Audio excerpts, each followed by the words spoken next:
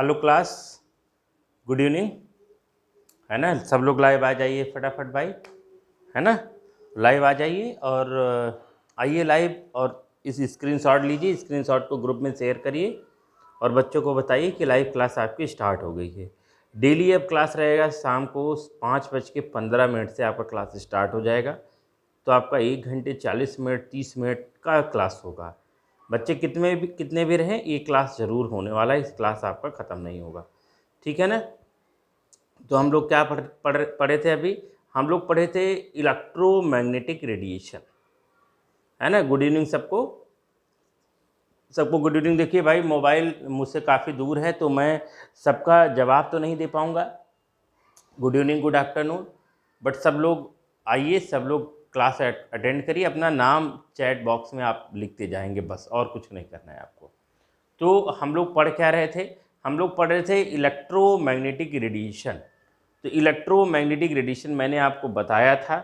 Electromagnetic radiation क्या है? Electromagnetic radiation is energy carrier wave, energy carrier wave, and that can emit from, that can radiate from any energy carrier. किसी energy carrier से emit हो रहा है, like sunlight से emit होने वाली रेडिएशन को हम इलेक्ट्रोमैग्नेटिक रेडिएशन कहते हैं।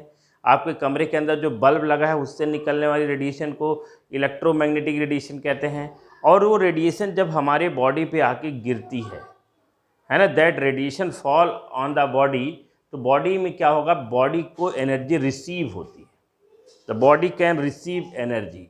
तो इलेक्ट्रोमैग्नेटिक रेडिएशन जो क्लासिकल थ्योरी है इलेक्ट्रोमैग्नेटिक रेडिएशन का, वो इलेक्ट्रोमैग्नेटिक रेडिएशन जो हम लोग एनर्जी रिसीव कर रहे हैं, जिस भी एनर्जी को रिसीव कर रहे हैं, इलेक्ट्रोमैग्नेटिक रेडिएशन कहता है कि अगर हम सनलाइट के नीचे आके खड़े होते हैं, सूरज की रोशनी के नीचे आके खड़े होते हैं, या बल्ब के नीचे जाके खड़े होते हैं, तो क्या होता है? हमको लगातार गर्मी महसूस होती है, लगातार गर्मी महसूस होती। या अगर हम कमरे के अंदर एक किसी भी हीटर को जला देते हैं, आयरन बॉल को जला देते हैं, एक आयरन के या मेटेलिक फिलामेंट को हम क्या करते हैं, हीटअप होता, उसके बाद उसके अंदर से रेडिएशन निकलती है। आफ्टर सम टाइम ठंडियों में ये कमरा पूरी तरह से गर्म हो जाता है, और अगर उस कमरे के अंदर आप हो, हम हो, तो हमारी भी बॉडी भी उस हीट एनर्जी को एब्जॉर्ब करती है।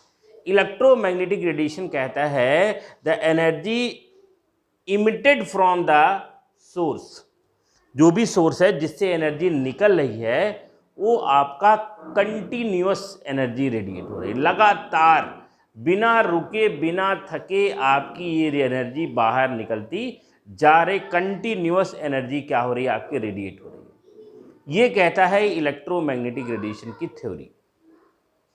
ये थ्योरी किसकी है? इलेक्ट्रोमैग्नेटिक रेडिएशन की। कंटिन्यूअस रेडिएट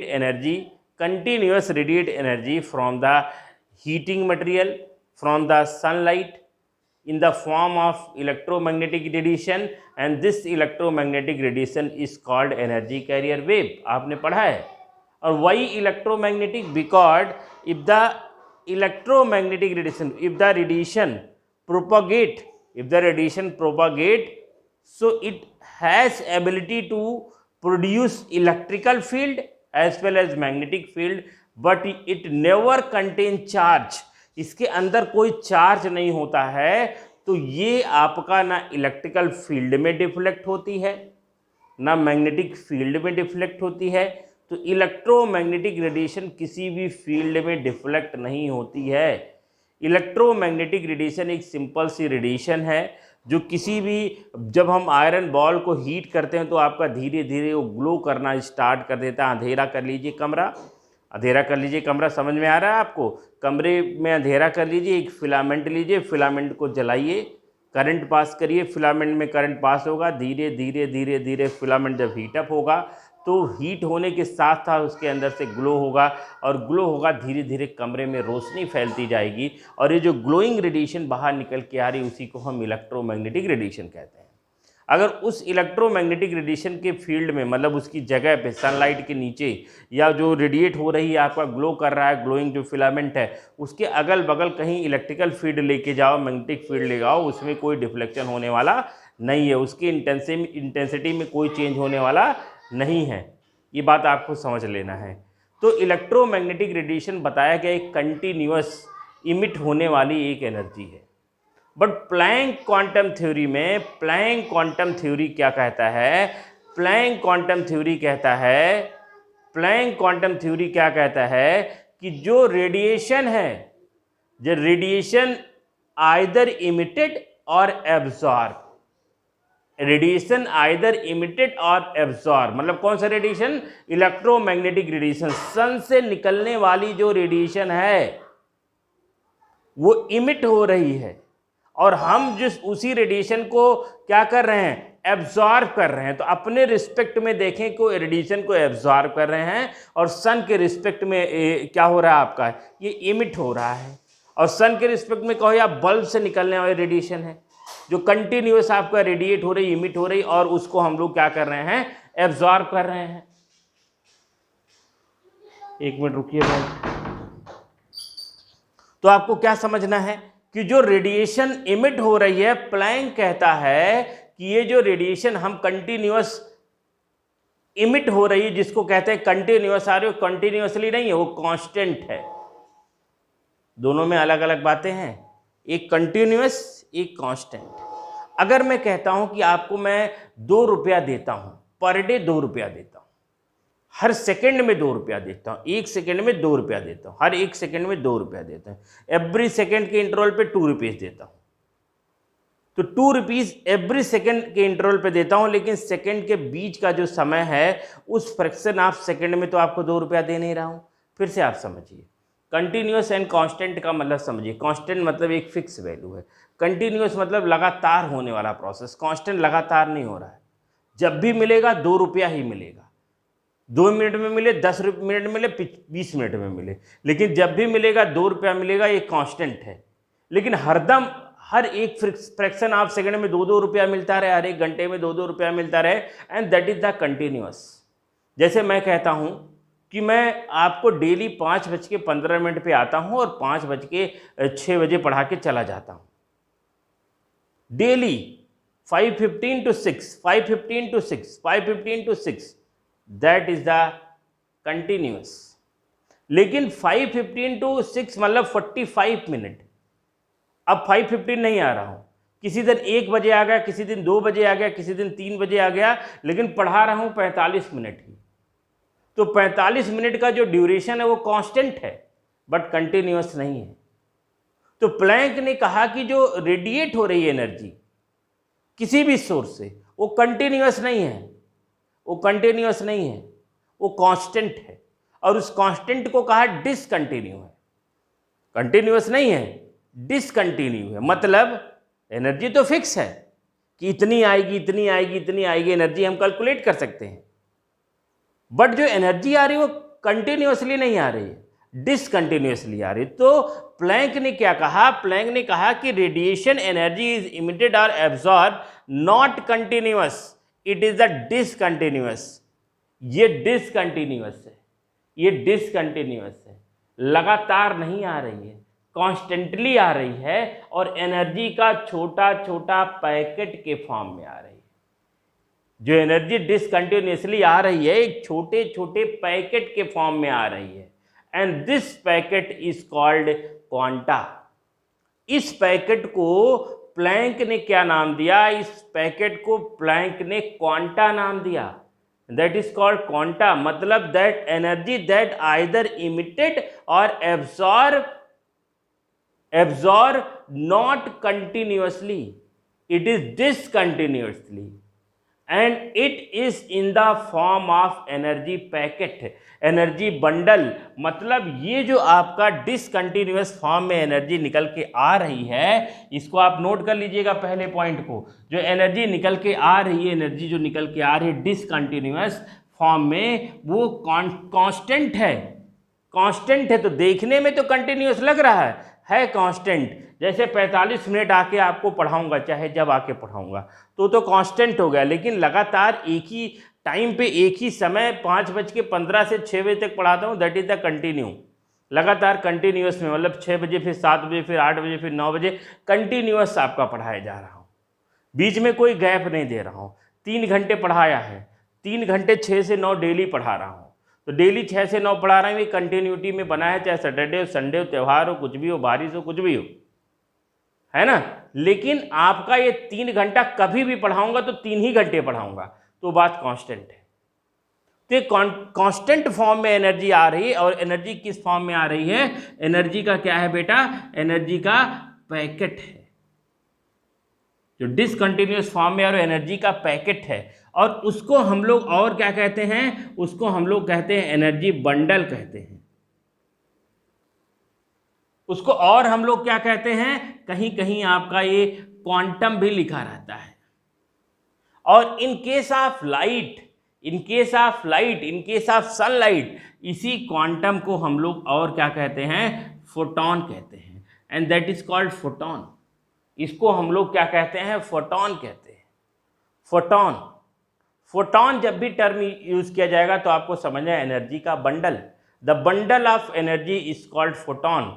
और फोटॉन केवल टर्म यूज किया था इन फॉर्म ऑफ सनलाइट, और किसी भी लाइट सोर्स से आएगा तो उसको क्वांटा या क्वांटम कहेंगे, एनर्जी बंडल कहेंगे, या एनर्जी का पैकेट कहेंगे। तो ये बात आपका प्लैंक का पहला पॉइंट आपको समझ में आना चाहिए कि एनर्जी जिस भी सोर्स से इमिट हो रही है, जो भी सोर्स उस एनर्जी को एब्जॉर्ब कर रहा है, वो कंटिन्यूसली ना इमिट कर रहा है और ना वो बॉडी कंटिन्यूस उसको एब्जॉर्ब कर रही है। ये प्रोसेस पूरी तरह से डिसकंटिन्यू है, और ये एब्जॉर्बेशन भी डिसकंटिन्यू है, इमिशन भी डिसकंटिन्यू है, दोनों प्रोसेस डिसकंटिन्यू है। तो है क्या? एनर्जी का एक पैकेट के फॉर्म में, वो पैकेट की वैल्यू कांस्टेंट है। एनर्जी के उस पैकेट की, एनर्जी की उस वैल्यू को हम कैलकुलेट कर सकते हैं, हम इसका एक मैथमेटिकल एक्सप्रेशन देके हम इसको फाइंड कर सकते हैं। तो इसको फाइंड किया जा सकता है, एनर्जी के पैकेट को, बंडल को क्वांटम कहते हैं। और इन केस ऑफ सनलाइट इसको हम लोग किसके नाम पे देते हैं? Photon. In case of light, in case of light हम इसको क्या नाम देते हैं? फोटॉन देते हैं। फिर क्या बात हुई? फिर बात हुई कि ये कांस्टेंट है, तो हम इसकी एनर्जी को कैसे फाइंड करते हैं, हम बताते हैं आपको कैसे फाइंड करते हैं। बहुत रेडिएशन आ रही है, एक X radiation, Y radiation, Z radiation आ रही है। एक एक्स रेडिएशन आ रही है, आपके ऊपर गिर रही है, एक वाई रेडिएशन आपके ऊपर गिर रही है, और एक जेड रेडिएशन आके आपके ऊपर गिर रही है। एक्स जो रेडिएशन आपके, हमको आंसर चाहिए चैट बॉक्स में। एक एक्स रेडिएशन आपके बॉडी पे आके गिर रही है, एक वाई रेडिएशन, दो ही लेते हैं। एक एक्स आपके ऊपर आके गिर रही है, एक वाई आपके ऊपर आके गिर रही है। रेडिएशन दोनों एनर्जी है, दोनों एनर्जी कैरियर है, दोनों इलेक्ट्रोमैग्नेटिक रेडिएशन है। एक एक्स, एक वाई। अभी आपको कुछ नहीं पता है, एक्स है और वाई है, दोनों क्वांटा है, दोनों फोटॉन है, दोनों एनर्जी बंडल है, दोनों एनर्जी पैकेट है, और दोनों आपके बॉडी पे आके गिर रही है। गिरने का समय एक जैसा है, लेकिन एक एक्स वाला 1 सेकेंड में 40 टाइम्स आपके बॉडी पे आके हिट कर रही है। 1 सेकेंड में 40 टाइम आपके बॉडी से आके हिट कर रही है, और एक सेकेंड में 20 टाइम आपके बॉडी से आके हिट कर रही है। एक सेकेंड में 40 टाइम्स हिट कर रही है, एक सेकेंड में 20 टाइम हिट कर रही है। Give the answer in chat box, किसकी एनर्जी ज्यादा है? किसकी एनर्जी ज्यादा है? आप अपने स्कूल 1 घंटे में 30 चक्कर लगाते हो, और कोई एक बच्चा 1 घंटे में 15 चक्कर लगा लेता है, तो आप बताइए किसकी एनर्जी ज़्यादा है? जो 30 चक्कर लगाता है, जो 15 चक्कर लगाता है? Give the answer chat box में। एक बच्चा 1 घंटे में 30 चक्कर लगाता है, और उसी सर्किल को 1 घंटा में एक बच्चा आपके ही उम्र का, सेम एज है, सब कुछ है, 15 चक्कर लगा रहा है। तो किसकी एनर्जी कम, किसकी एनर्जी ज्यादा? जो 30 चक्कर लगा रहा है, एक्स की एनर्जी ज्यादा है। क्यों? क्योंकि ये पर्टिकुलर टाइम इंटरवल पे ज्यादा टाइम से आ रहा है।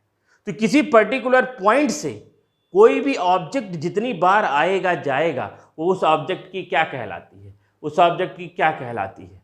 क्या कहलाती है? क्या कहलाती है? आंसर फ्रीक्वेंसी कहलाती है। Frequency, the number of wave passing from A point.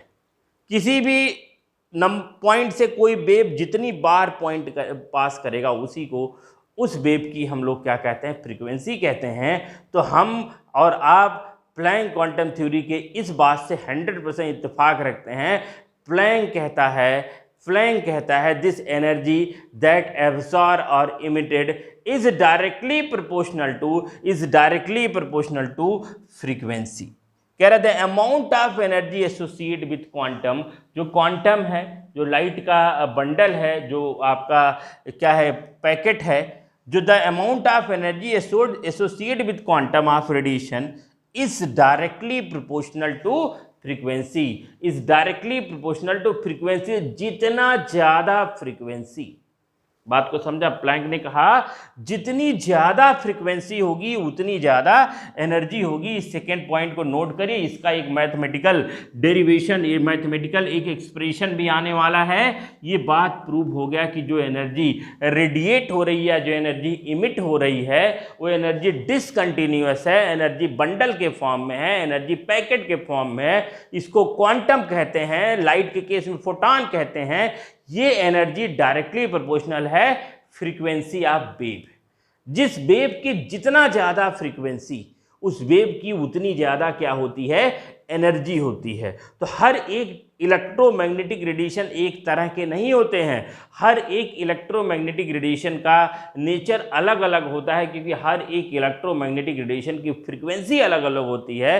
तो जिसकी फ्रीक्वेंसी ज़्यादा उसकी एनर्जी ज़्यादा, तो हम लोग क्या कह सकते हैं, energy is directly proportional to frequency.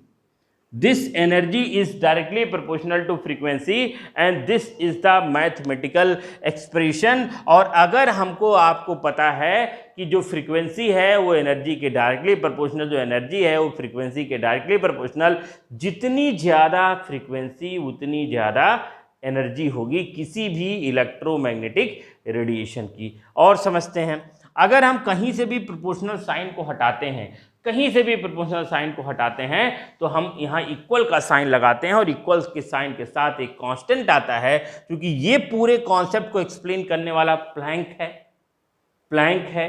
तो यहाँ एक प्लैंक कांस्टेंट आएगा जिसको E इक्वल टू कहते हैं H nu, E equal to H nu. अगर हम H की बात करेंगे तो ये हो जाएगा E अपॉन न्यू।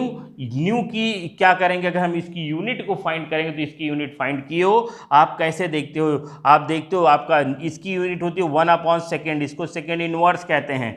एनर्जी की यूनिट जूल होती है, इसको हम लोग क्या कहते हैं बेटा, सेकेंड इनवर्स कहते हैं। तो H का जो यूनिट निकल के आएगा वो जूल इंटू सेकेंड आएगा। होपफुली आपको ये बात समझ में आए। H क्या है, H is a Planck constant.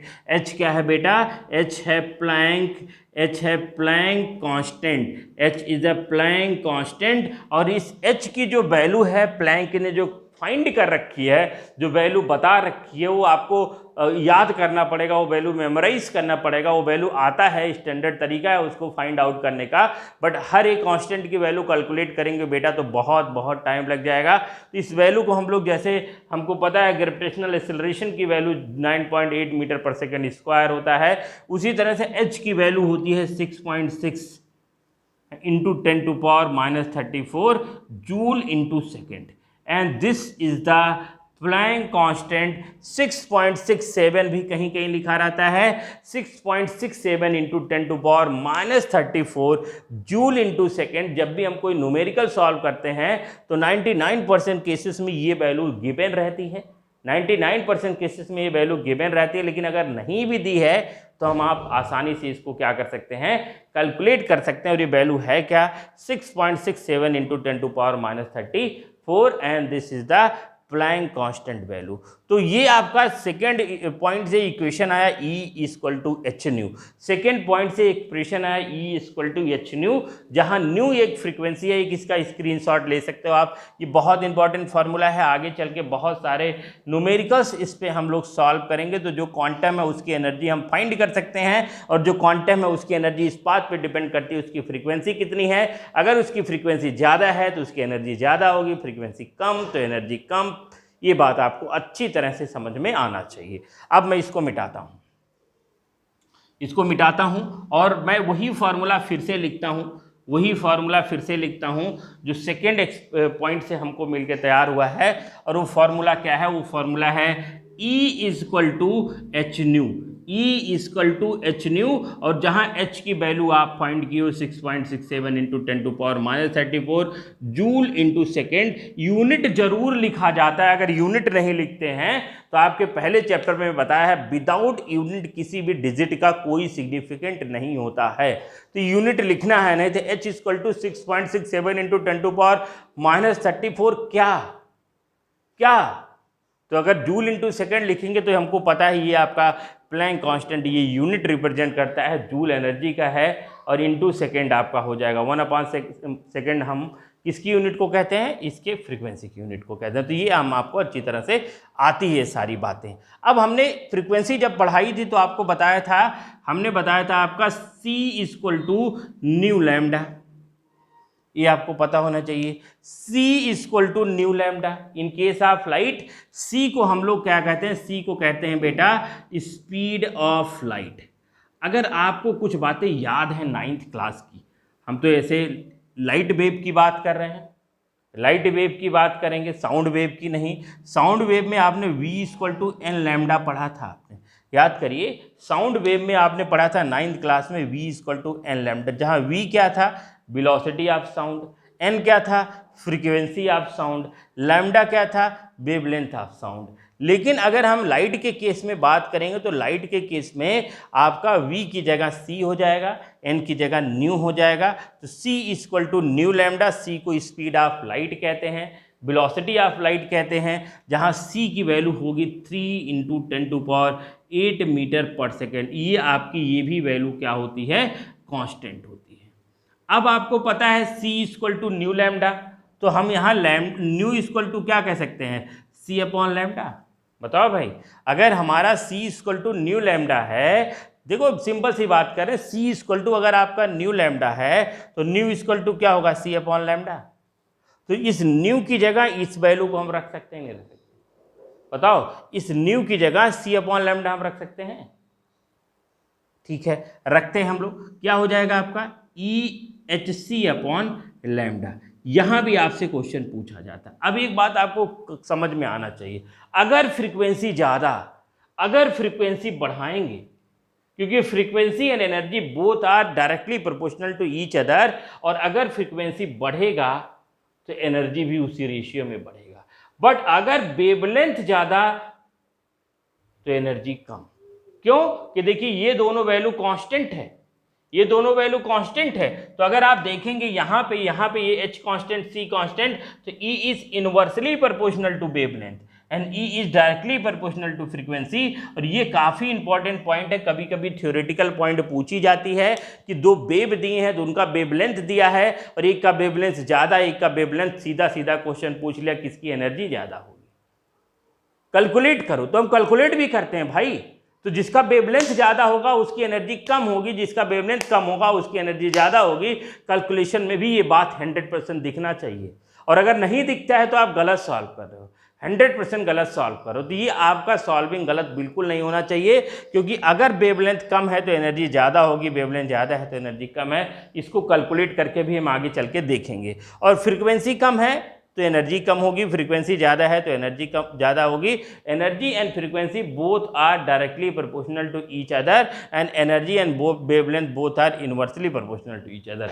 ये बात समझ में आती है। H एक प्लैंक कांस्टेंट है जिसकी value 6.67 into 10⁻34 joule into second. इसको आप स्क्रीनशॉट लीजिए, फिर अगला पॉइंट मैं बताता हूँ।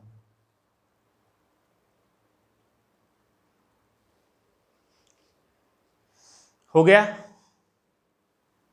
अब ये थर्ड पॉइंट देखते हैं। थर्ड पॉइंट ये कहता है कि जो एनर्जी इमिट हो रही है, जो क्वांटम पैकेट बंडल इमिट हो रही है, एब्जॉर्ब हो रही है, वो इंटीग्रल मल्टीपल है क्वांटम के। ए बॉडी कैन इमिट और एब्जॉर्ब एनर्जी इस इंटीग्रल मल्टीपल ऑफ क्वांटम। क्या मतलब है भाई, integral multiple, multiple integral multiple of quantum. Quantum है क्या, क्वांटम है एच न्यू, एच न्यू को ही तो क्वांटम कहते हैं, फोटॉन। इसका इंटीग्रल मल्टीपल कोई एन, इंटीग्रल ये इंटीजर है, एन इक्वल टू आपका 1 हो सकता है, 2 हो सकता है, 3 हो सकता है, 4, 5 कुछ भी हो सकता है। इंटीग्रल मल्टीपल ऑफ क्वांटम, जो एनर्जी है वो क्या होगा, energy equal to integral multiple of quantum. Quantum क्या है, एच न्यू। या हम कह सकते हैं E equal to n equal to s c upon lambda, and this is the quantum and this is the integral multiple. ये n क्या है? n है 1 2 3 4 5। तो अगर हम कहते हैं कि सेल पहला सेल l इक्वल टू 1, तो उसकी एनर्जी क्या होगी? उसकी एनर्जी एच न्यू होगी सर। अगर दूसरा सेल है तो इसकी एनर्जी क्या होगी? 2h न्यू होगी। अगर तीसरा सेल है तो इसकी एनर्जी क्या होगी? 3h न्यू होगी। चौथा सेल है उसकी एनर्जी क्या होगी? तो 4h न्यू होगी। तो कितना बढ़िया हेल्प करेगा आगे चल के। एक एक सेल की एनर्जी को हम लोग आसानी से क्या कर सकते हैं? फाइंड कर सकते हैं इन सब तरीकों से। तो कह रहा है कि जो एनर्जी एब्जॉर्ब हो रही है, एनर्जी इमिट हो रही है, वो इंटीग्रल मल्टीपल है क्वांटम का। ये क्वांटम का इंटीजर होना चाहिए 1 2 3, फ्रैक्शन नहीं होना चाहिए 1.2 1.3 1.4 नहीं होता। सेल 1 2 3 होते हैं, सेल 1/2 1/3 n/4 5 ये सब नहीं होते हैं। And this is the Planck quantum theory. ये आपका है तो अगर बोर्ड के पर्पज से देखा जाए या आपके 11th के पर्पज से देखा जाए तो 2 नंबर का क्वेश्चन है। बट आप अगर कम्पिटिटिव एग्जाम में देख रहे हो जेई नीट्स में, तो आपके यहाँ से काफ़ी क्वेश्चन आते हैं। अगर यहाँ से क्वेश्चन डायरेक्ट नहीं आते हैं तो इनडायरेक्ट आते हैं, क्योंकि इसी एक्सप्रेशन को यूज़ करके नील बोर के कॉन्सेप्ट को पढ़ेंगे। नील बोर के कॉन्सेप्ट के थ्रू हम एक सेल की एग्जैक्ट एनर्जी के बारे में हम लोग बात करेंगे, रेडियस के बारे में बात करेंगे, फ्रीक्वेंसी के बारे में बात करेंगे। तो इलेक्ट्रॉन की सारी प्रॉपर्टी को हम लोग फाइंड करेंगे आगे चल के इन्हीं सब कॉन्सेप्ट के बेसिस पे। तो होपफुली आपको प्लैंक क्वांटम थ्योरी समझ में आई होगी। इसके बाद इसको नोट कर लीजिए। इसके बाद एक छोटी सी थ्योरी है जिसको एल्बर्ट आइंस्टीन की रिलेटिविटी थ्योरी कहते हैं, जो सिलेबस में तो नहीं है लेकिन जानना जरूरी है, क्योंकि उसके हेल्प से हम काफ़ी बातें सीख सकते हैं। जिसको नोट करो।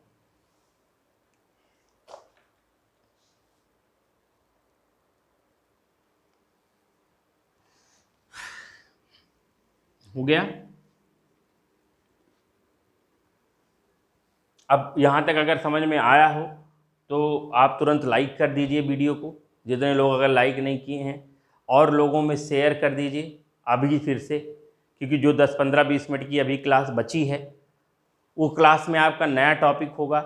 ये आपका टॉपिक बिल्कुल नहीं होगा प्लैंक क्वांटम थ्योरी, है ना, क्योंकि ये थ्योरी हो गई। तो यहाँ से अगर आप कोई बच्चा नहीं देखा है तो आप एक स्क्रीनशॉट ले लीजिए, उसको ग्रुप में सेंड कर दीजिए, अपने दोस्तों को सेंड कर दीजिए, लोगों को बता दीजिए कि क्लास स्टार्ट हो गया है और नया टॉपिक पढ़ेंगे। और ये जो टॉपिक मैं बताने जा रहा हूँ ये हमारे सिलेबस में नहीं है। ये सिलेबस में नहीं, frankly speaking Einstein theory of relativity ये सिलेबस में नहीं है ना। Einstein theory of relativity, Einstein theory of relativity. Einstein theory of relativity कहता क्या है? ये कहता है एनर्जी आइदर क्रिएटेड इन मास और मास क्रिएटेड इन एनर्जी। मतलब एनर्जी को मास में कन्वर्ट किया जा सकता है और मास को एनर्जी में कन्वर्ट किया जा सकता है। अब ये केवल हमको स्टेटमेंट ही जाना है, नहीं तो इतना इंटरेस्टिंग थ्योरी है, कभी मैं इसके लिए अलग से एक लेक्चर लूँगा तो आपको काफ़ी अच्छा समझ में आएगा एल्बर्ट आइंस्टीन कितना अच्छा सोचता था और ये जो एक्सप्रेशन आया है कहाँ से आया है। इन्होंने क्या कहा है? Energy either convert into mass और मास कन्वर्ट इनटू एनर्जी। और इससे एक इक्वेशन दिया और कहा E equal to mc square. E equal to mc square मतलब यहाँ c स्क्वायर है क्या? c है स्पीड ऑफ लाइट 3 × 10⁸ मीटर पर सेकेंड। अगर मैं कहता हूँ कोई ऑब्जेक्ट है जिसका मास m1 है, कोई ऑब्जेक्ट है जिसका मास m1 है, वो ऑब्जेक्ट ब्रेक डाउन हो गया, पूरी तरह से डिस्ट्रॉय हो गया, तभी तो उसके अंदर से एनर्जी इमिट होगी। भाई कुछ ब्रेक डाउन होगा, कुछ टूटेगा, तभी तो एनर्जी इमिट होगी। सिंपल सी बात करते हैं कि एक ऑब्जेक्ट ये है, एक ऑब्जेक्ट ये है। दो ऑब्जेक्ट हैं आपके पास, है ना, दो ऑब्जेक्ट हैं, 1 मिनट वेट करिए आप। तो मैं बता रहा था, मैंने बताया कि भाई ये आइंस्टीन थ्योरी रिलेटिविटी का है। इन्होंने क्या बताया कि energy neither convert into mass, either convert into mass और मास कन्वर्ट इनटू द एनर्जी। तो एनर्जी और मास आर इंटर कन्वर्जिबल हैं। तो एक इक्वेशन दिया जिसको कहते हैं E=mc², और जहाँ c की वैल्यू है 3 × 10⁸ मीटर पर सेकेंड। ये बात आपको पता है। और आपको क्या जानना है इसके बाद? इसके बाद आपको जानना है ये बात कि अगर मैं कहता हूँ कि अगर किसी ऑब्जेक्ट का मास m1 है और वो आपका ऑब्जेक्ट डिस्ट्रॉय होता है, ऑब्जेक्ट विल डिस्ट्रॉय, तो उसका मास चेंज हो जाएगा, तो उसका मास m2 हो जाएगा। तो अगर हम चेंज इन मास करेंगे तो क्या हो जाएगा? Delta m, m2 minus m1 हो जाएगा, मास उसका चेंज हो, मास डिस्ट्रॉयड, मास डिस्ट्रॉयड हम फाइंड कर सकते हैं। तो अगर मास डिस्ट्रॉय होगा तो energy will created, energy created होगा, और इस कंडीशन में आपको मिलेगा डेल्टा E=डेल्टा m इंटू c², जहाँ डेल्टा ई क्या है? डेल्टा ई है energy created, energy emitted, energy produces, और डेल्टा एम क्या है? Mass destroy. And this is the theory of relativity. ये आया कहाँ से? सिलेबस में है नहीं, लेकिन फिर भी मैंने आपसे प्रॉमिस किया है, तो मैं किसी दिन एक लेक्चर, जब चैप्टर ख़त्म हो जाएगा तो एक 25-30 मिनट 40 मिनट का एक लेक्चर लूँगा, और उस लेक्चर में तब आपको इसके बारे में बताऊँगा। तो कल, इसके बाद कल का जो टॉपिक है, या मतलब सारे टॉपिक सारे बहुत इंपॉर्टेंट हैं। कल जो मैं पढ़ाऊँगा वो है आपका स्पेक्ट्रम। स्पेक्ट्रम के बारे में हम लोग डिस्कस करेंगे, स्पेक्ट्रम क्या है। उसके बाद नील बोर के मॉडल को हम लोग देखेंगे, हाइड्रोजन लाइन स्पेक्ट्रम, और नील बोर ने क्या क्या बातें कही हैं और क्या क्या बातें नहीं कही हैं, क्या उसमें कमियां हैं, क्या नहीं कमियां, उसको हम लोग देखेंगे। हमने आपसे कहा था कि नील बोर ख़त्म होते ही आपका चैप्टर 60 to 70% क्या हो जाएगा? ख़त्म हो जाएगा। तो तब अब हम लोग कल मिलेंगे सेम टाइम पे 5:15 पे। तब तक के लिए थैंक यू वेरी मच।